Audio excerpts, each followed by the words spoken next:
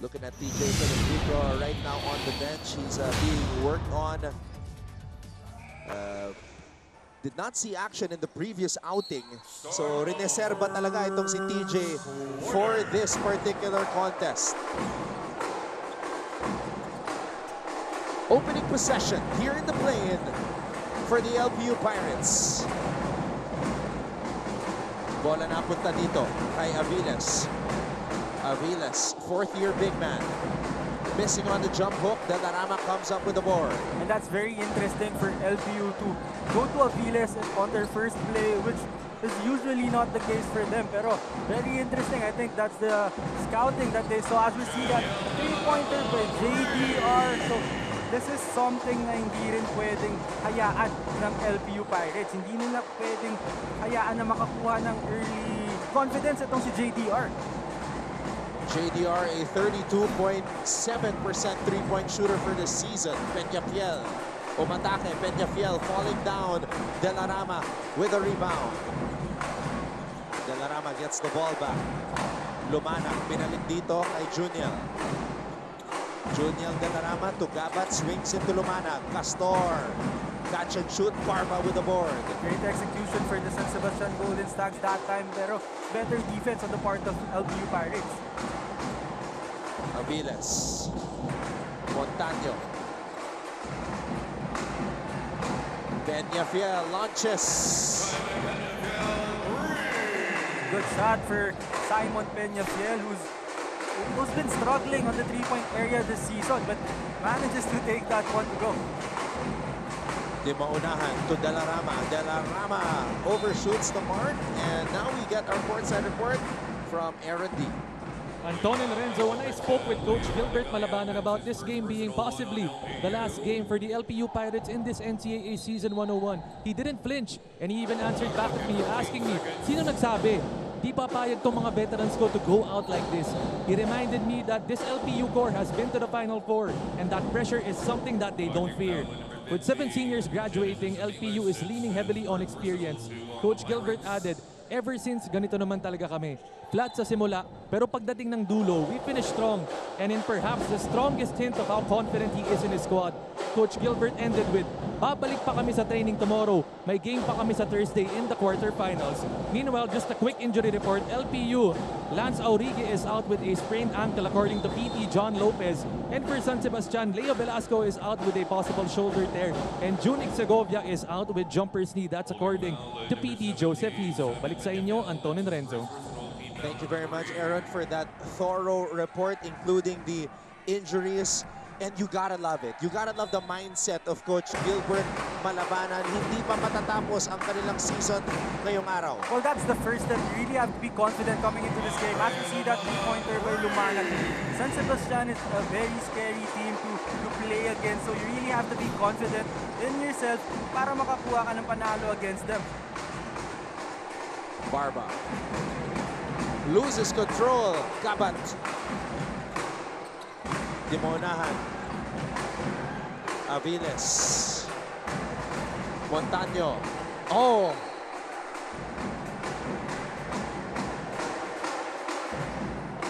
So the two graduating players not on the same page. It's not a good sign right there. So turnover after turnover, I thought Kyle Montaño hesitated a bit in that fast break opportunity. Kaya hindi maayos yung pasa niya kay John Barba. Lumana, pinasa dito kay Gabat. Gabat leans in. Polo Gabat. That's a very smart move para dito kay Polo Gabat. Recognizing na naglo-long close out itong si Kalingayan sa kanya. Kaya yung one fake na yung one dribble and yung step through. Very effective para kay Polo Gabat. Peñafiel to Barba. Barba in the post. Barba draws a foul.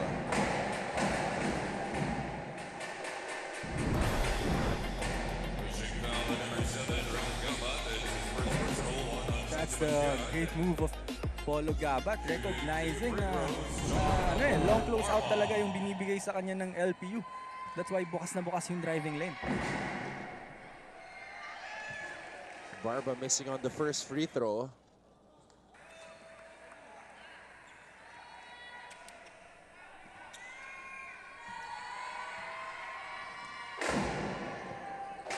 1 for 2.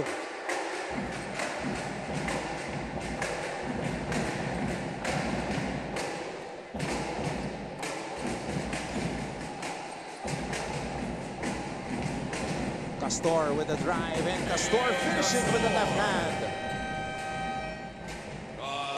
A strong start for San Sebastian. Coach Gilbert Malabanan wants to talk things over.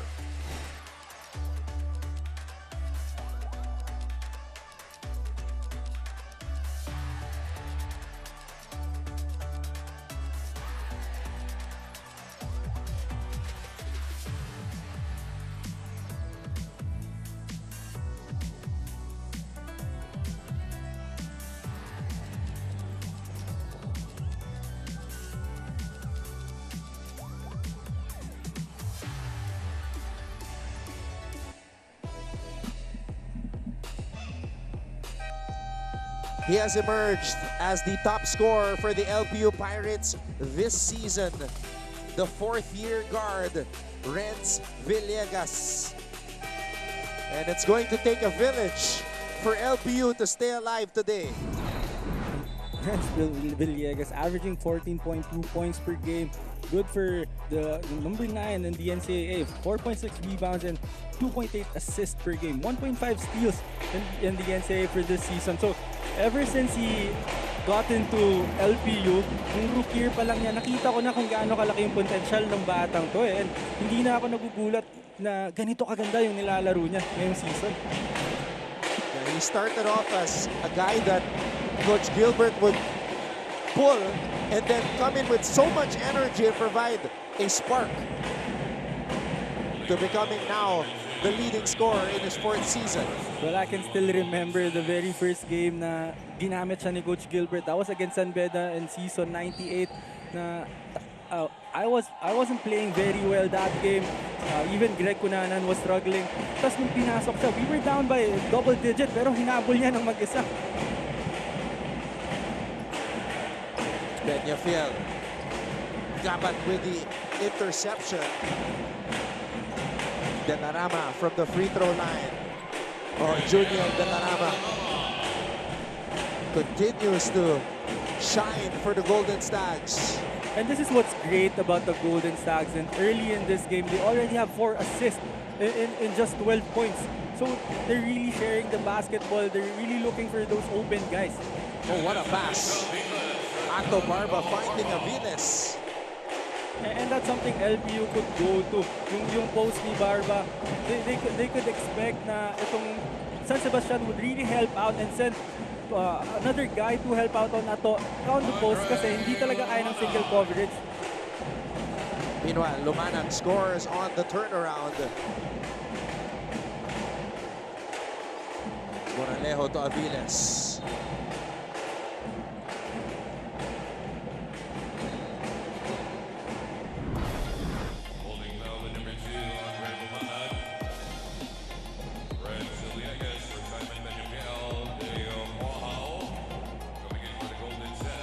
There's that nice pass by Barba to Aviles.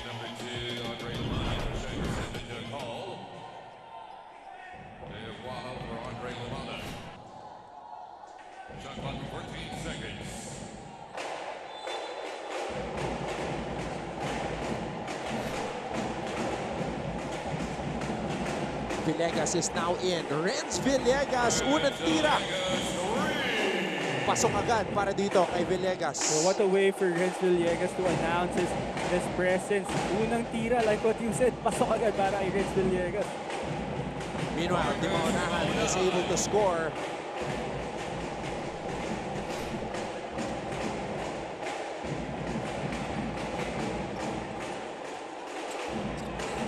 Dimaunahan, quality minutes coming up with a steal there. Wow, Gabat fade away. And Aviles comes up with the board. That's a great recovery for Genesis Aviles. He was the one who turned the ball over. Pero siya rin yung unang bumaba for LPU Pirates to stop that fast break by San Sebastian. Moralejo. Intercepted by Gabat. And Gabat drops it off to JDR. Well, San Sebastian they have been really perfect on those kind of situations where they're gonna switch on those ball screens and then they're gonna double the ball handler. They've been very effective on those, and that's another assist for San Sebastian. Aviles blocked by De La Rama.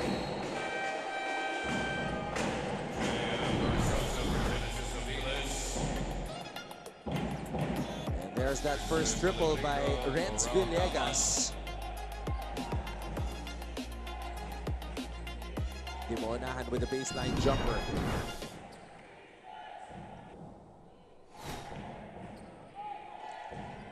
Coach Rob Labagala, his first do-or-die game as a head coach here in the NCAA. And we can see na maayos pa yung kwelyo ni Coach Rob, no? So I'm sure masaya siya sa start ng San Sebastian right now. Castor. Versosa comes up with a board.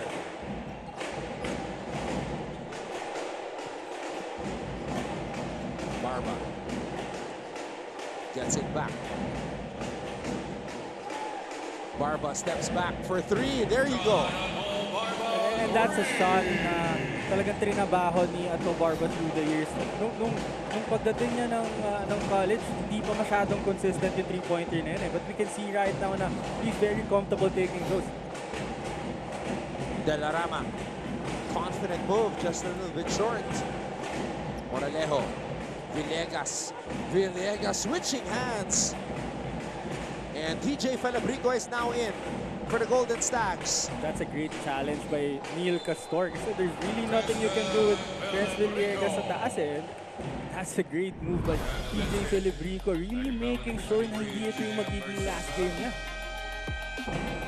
Two graduating players, two mythical five members, Ato Barba and TJ Falabrico trading baskets here in the NCAA play-in.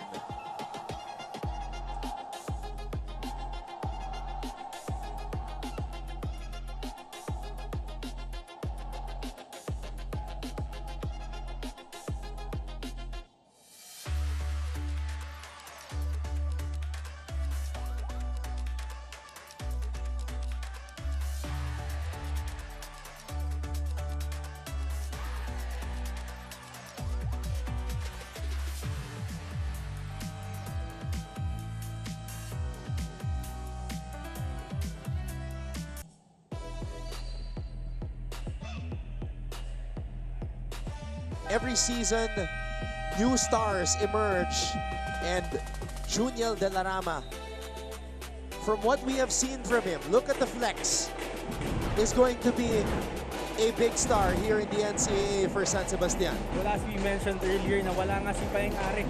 Pero ito naman, for the San Sebastian Golden Stags, Juniel De La Rama with 13.6 points per game, 10.8 rebounds per game, 1.9 assists per game, 1.8 steals per game para sa San Sebastian Golden Stags. And this is a rookie.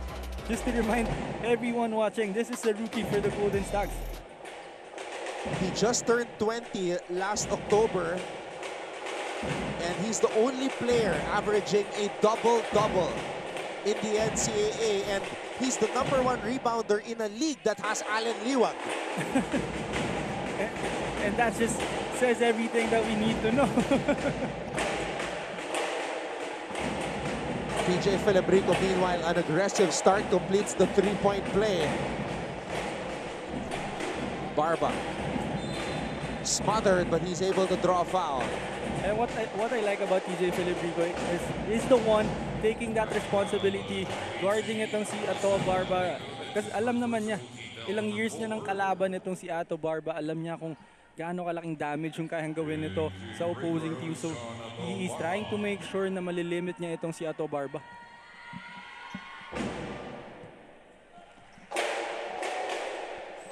Can only imagine what's going through the mind of Ato Barba and even TJ Falabrico. You've gone through this, Renzo, playing in college. There's nothing like it. Well, sobrang sobrang confusing ng emotion na yan, especially kapag hindi mo siya ma-handle ng maayos because you're already thinking about the next level, you're thinking about everything you've gone through during your college days, pero you also have to focus on the game at hand. Right now, it's about trying to get that win to extend your season. Barba. Moralejo.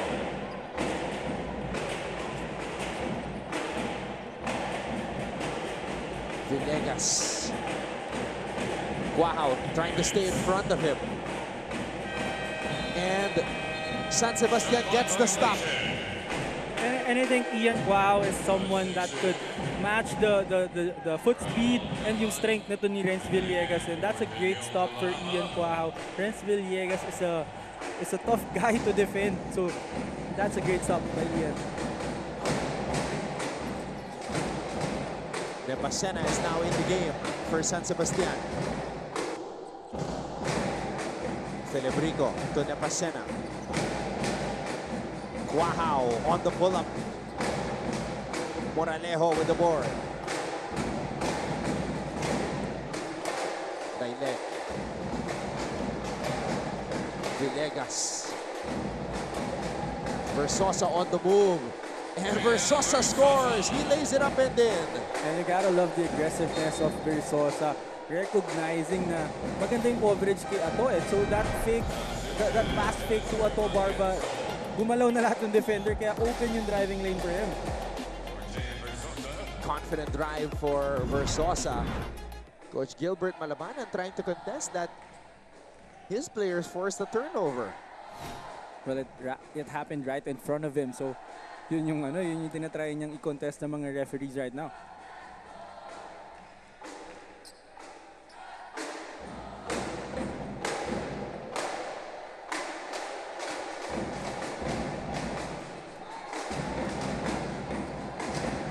Risho. Gabat. Nepasena. Guahao. Risho for three. And Moralejo comes up with the board. That's the second rebound of Josh Moralejo, so he's really doing it on both ends of the floor. Also orchestrating very well for the LPU Pirates and getting that ball to secure the defensive rebound. Renzo, I don't think I've seen Barba this aggressive all season long. This is already going to be the third trip to the free throw line for Ato Barba here in the first period. Well, like what Coach Gilbert said, yung veterans niya, yun yung mga kinausap niya before the game. And they're trying to make sure na meron pa silang ensayo bukas, meron pa silang game on the other day. So that's why we're seeing Ato Barba right now really aggressive attacking that basket. There are a lot of games where you feel that he's taking way too many threes, but in this game, he's getting to the line. And maybe that's what LPU needs. That's what Barba needs to do to try to will his team to a victory. Well, like I said earlier, yung three-point shot is something that he worked on for how many years. So ngayon medyo tinatry niya kasi kung mag-work yung three-point shot for him. Pero right now, na kailangan na talaga nilang manalo. Pupunta na siya sa mga strengths niya. Versosa with a fast break. LPU with a steal to generate that offense. Double team comes. Nepasena. Celebrico libre mula sa labas. Bitin. Versosa to Villegas. Last shot time for the Pirates. Villegas to JM. Versosa on the move. Couldn't put the proper spin on it. Matienzo. Sorry miss for the Pirates. That would have given them the lead, but the Pirates going on a run after being down by 18-9. They have cut that San Sebastian lead to 1 at the end of 1.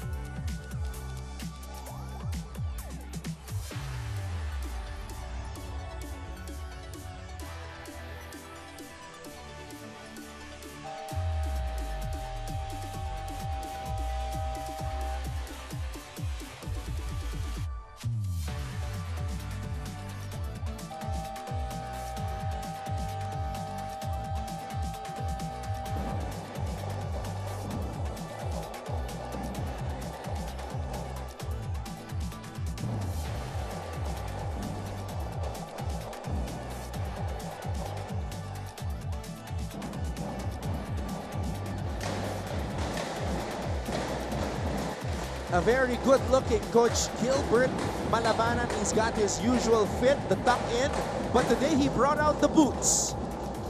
Big game, do or die, might as well look good.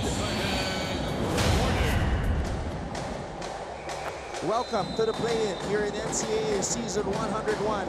Maraming salamat sa inyong panonood. Ton Ross together with Renzo Navarro, and we have Aaron D with us at courtside. So, LPU, Renzo, going on an 8-0 run to end the first quarter. Well, that's a great recovery for them, no? Talagang pag nakuha na nila yung rhythm nila, it's really hard to stop itong LPU. Especially with this lineup of Josh Moralejo and Renz Villegas playing at the same time. Medyo mahirap i-contain tong dalawan to. DJ Felebrico, after that aggressive drive to the basket where he completed the three-point play, settling for two outside jumpers that went way short. Alright, pakibalita muna tayo. Ito si Aaron D. In a season where San Sebastian has been tested at every turn, sabi naman dito ni Coach Rob Labagala that adversity has become their fuel, not their burden. He also added that his team thrives the most when they have problems. The moment they step on the court, all those worries disappear and are replaced by that joy in representing their school. So when I asked Coach Rob to rate this team's performance out of 10 in this season, he didn't hesitate and say 11. More than the basketball or technical side, it's all about what his boys experienced throughout the season. A reflection of a group that has endured more than most, but is still on the rise. Anton and Renzo. It was indeed a tough season for San Sebastian. We already mentioned the departure of their star player. They started the season 1-7 and then came up with two big wins against Letran and Perpetual back-to-back. And we got a glimpse of the potential of this squad of Coach Rob Labagala. Well, this is a very young team who lost their main guy. So, yung mga games nila, yung mga pagkatalo nila, most of those games are very close, very manageable for them. So, kaya feeling ko hindi nag-hesitate si Coach Rob na i-rate na 11 yung naging season nila kasi masaya talaga siya sa performance ng kanyang team. And in their last game, they nearly beat the defending champion Mapua Cardinals. They just lost in overtime, 72-77. But you see the fight in this young squad. And yun nga, yung games like that na you're against the defending champions. If you're young, most of the young players medyo may intimidate dyan eh. Pero nilamangan sila ng malaki. Trinay nilang bumalik, na-force nila yung game into overtime, had the chance to steal that win, pero yung composure ng Mapua yung nanaeg in that game. Tsaka Renzo, to have only 6 holdovers from last season, for Coach Rob to get this team to work as a unit is huge. And then, I think they only had 3 months to prepare for the season, so this is a great season for them. Christian Risho, meanwhile, continues to show us his improvement. Villegas. Moralejo. Villegas to Daileg. And Daileg drains the triple. And that's a great shot by Jonathan Daileg. That was heavily contested by TJ Felebrico, but the way he shoots the ball, I don't think may ilang siya kahit may challenge eh. One of the most athletic players in the NCAA. Oh, what a spin by Risho. And that's a great read coming from Christian Risho, recognizing na nag-commit papuntang kanan yung defender niya. So he went back to his strong side, which is the left side. Kaya komportable siyang na-finish yung layup na yun. Versosa finishes at the rim. What a game for JM Versosa. And you love to see it when the graduating players put in an effort like there's no tomorrow. Well, that's the same read na ginawa ni Risho kay Versosa, no? Faking to go left and went back to his strong side, which is the right side. And it's really hard to stop Versosa when he's attacking full speed. Gabat, turnaround jumper. What a fight, what a battle. And Montaño and Barba, the two graduating starters, set to check back in. Versosa. Oh! Sumabit dito kay Nepasena. They have twisted his ankle.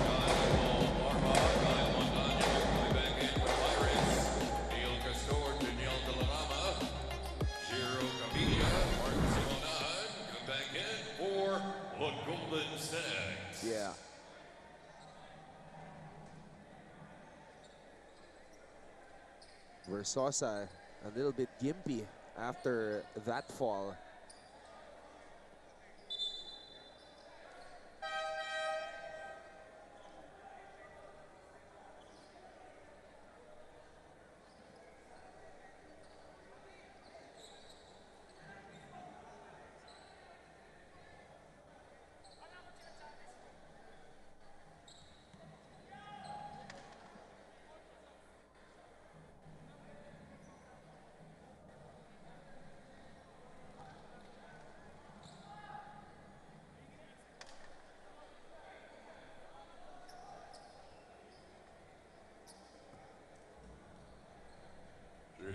So this is going to be free throws for JM Versosa.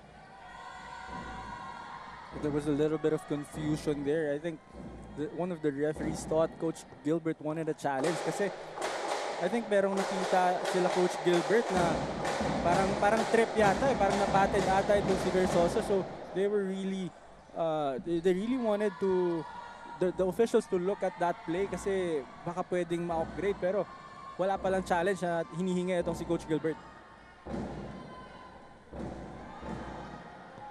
2 for 2 for JM Versosa. And you're right, itong si JM Versosa, talagang maganda yung naging simula niya ngayon. And I think it's really hard for San Sebastian when one of the big guys of LPU, which is itong si Versosa, is attacking that basket every time they swing that basketball. Kasi mas mabagal yung mga bantay ni Versosa. 8 points now for Versosa. Denarama. One and a foul, not called. Moralejo. Versosa spin move. Versosa slips through. Just could not finish, but tough take by Versosa. Well, again, you gotta love the aggressiveness. Ito yung mga kailangan nila Renz Villegas and Yato Barba from their teammates. Yung ganito ka-aggressive na tutulong talaga sa kanila, especially on the offensive end. Genesis Aviles returns, and what an effort by JM Versosa. 8 points in 7 minutes to go along with 4 rebounds. Well, he was actually the one who started that run of the LPU Pirates. That's why they're only down by 2 right now. Villegas. Denarama.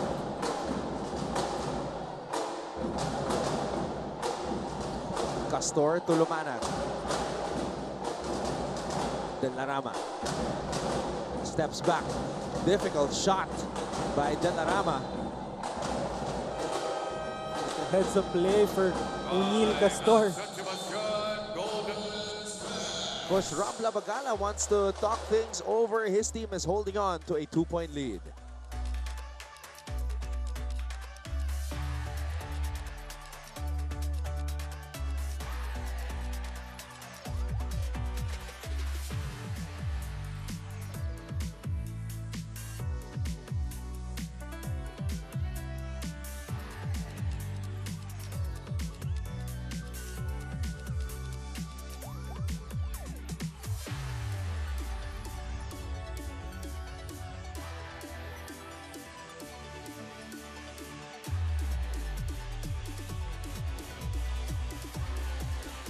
Our management committee representatives, Coach Dax Castellano for the College of St. Benilde.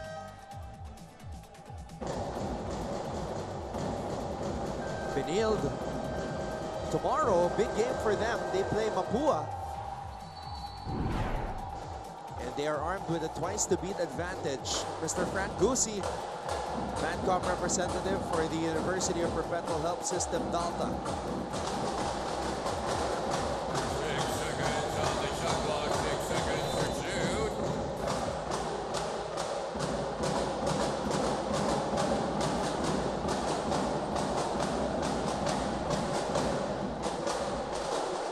Fade away.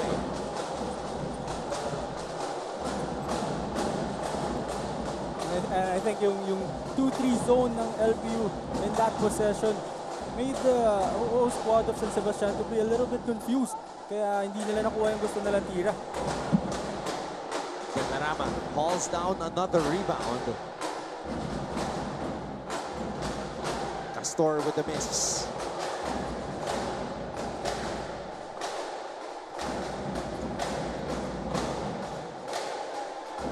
Villegas. Montaño.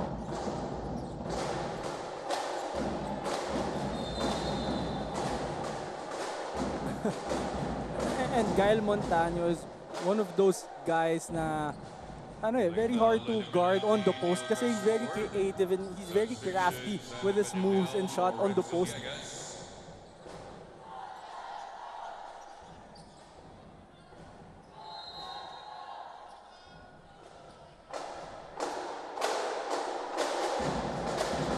Montaño receives the inbound pass. Barba. Let's see if he will try to get to the line again. He decides to pull up. Ato Barba, 2 for 2 from distance.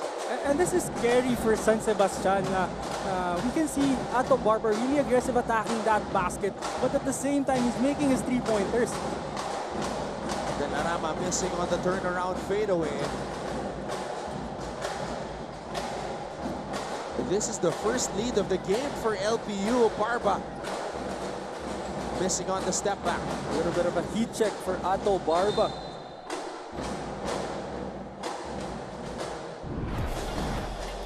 Look at how far out Barba is. That's pretty much the 4-point line in the professional level. And I'm telling you, Anton, Ato Barba has really been working on those shots. Kaya nakikita natin na he's taking more threes than he used to the past seasons.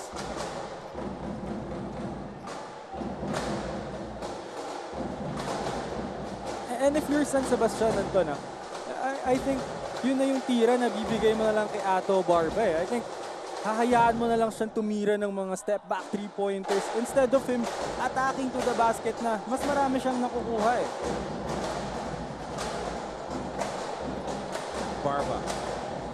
What a matchup right here. The veteran versus the rookie. Barba against Castor. Montaño from way out. Villa with the board. Well, Montaño has been silent early in this game. No? We all know he can score from the three-point area, from the post. Pero so far, wala pang nangyayambag sa score si Gael Montaño.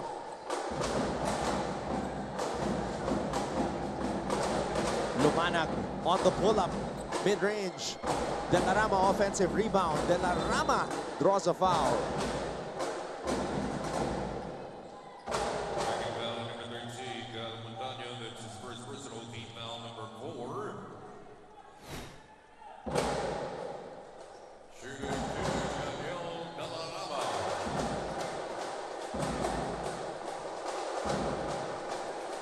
Juniel De La Rama already with 5 rebounds.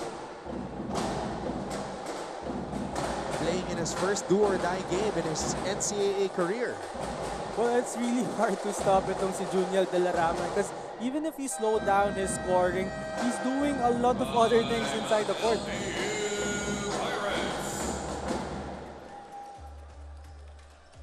Coach Gilbert Marabanan calls for time. His team is now down by 2.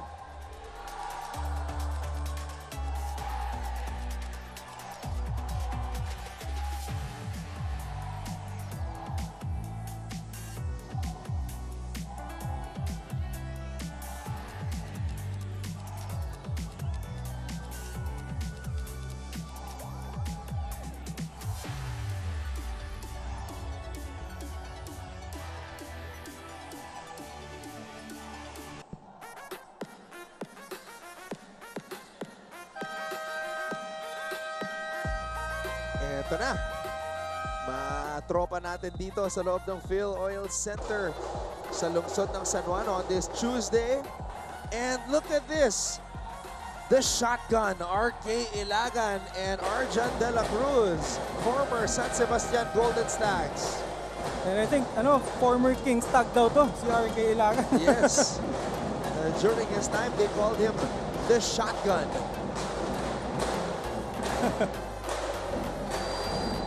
One of the deadliest scorers. I remember covering him and Alid Bulanadi That was one of the deadliest duos that we've ever seen here in the NCAA. And the kind of duo was unlimited range. And then they had a young JM Calma with them. That was before the Antito Calma. Oh. Delarama, what a delivery. And you can see it. Junior Delarama is going to blossom into a star. He can just do everything. He can defend. He can run the floor. He can rebound. He can score. And what's great about him as well is he's not forcing anything. Talagang he's just going through the motion. And sobrang dami niyang nagagawa. Barba overshoots that one. And again, I think that's a shot that San Sebastian would be willing to give up dito kay Ato Barba instead of him attacking that basket.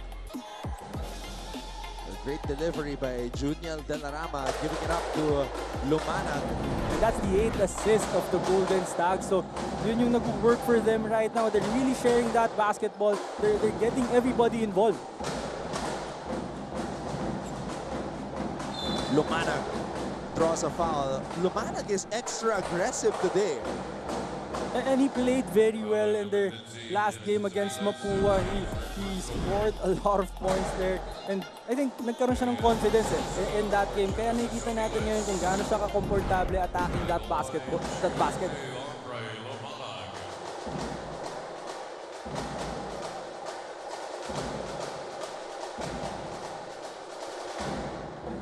Lumana good on the first 2 minutes and 10 seconds remaining here in the first half.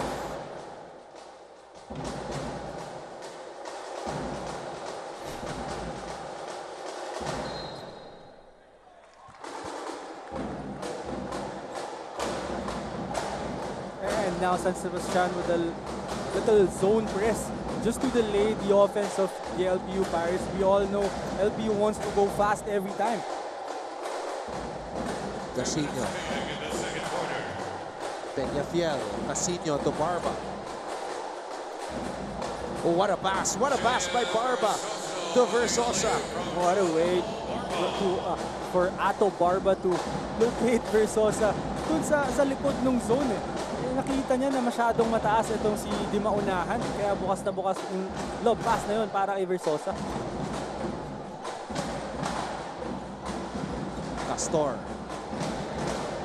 Lumana, or rather that's Cabilia draining the three. And Lumanag with the assist. So both teams playing 2-3 zone but has really done a great job breaking that zone. Versosa in the post. Versosa. Oh, tough fall by Delarama. That was a great move by JM Versosa, but you're right, tough fall for Junior Delarama, and he hasn't gotten up yet, so I think he's really hurt. Yeah, we saw the impact of that fall on the up and under. And there's a heightened level of concern as you see Coach Gilbert Lau come on over. Even assistant coach Melo Navarro checking on Junior now. They can't have their main guy go down in a do-or-die game. So what do you think assistant coach Melo is telling JDR here? Well, I think yung instructions ni Coach Melo is not to close out on JM Versosa on the three-point area kasi hindi naman titira si JM Versosa and they kept closing out on him long kaya nakaka-atake si JM Versosa. I think yung sinasabi ni Coach Melo, yung gesture niya na bigyan ng space konti to wait for the drive of JM Versosa. Nothing but the bottom of the net for Gerald Cabilia. That was the second three-pointer of Cabilia. And again, an assist coming from Lumanag. The graduating players came out to play. Barba on a step back. What a start for Ato Barba. 13 points here in the first half. But Ato Barba is someone who would never lose his confidence. Kahit na ilang sablay pa yan, gonna keep taking those. He's gonna keep attacking you. Oh, Parva missing at the rim. That would have been his 15th point. Versosa, difficult shot. That was a great attack by Versosa. He saw a mismatch and he took advantage of it. So LPU going on a little run to end the second quarter, but the San Sebastian Golden Stags still lead the LPU Pirates 42-38. This is the NCAA play-in in season 100.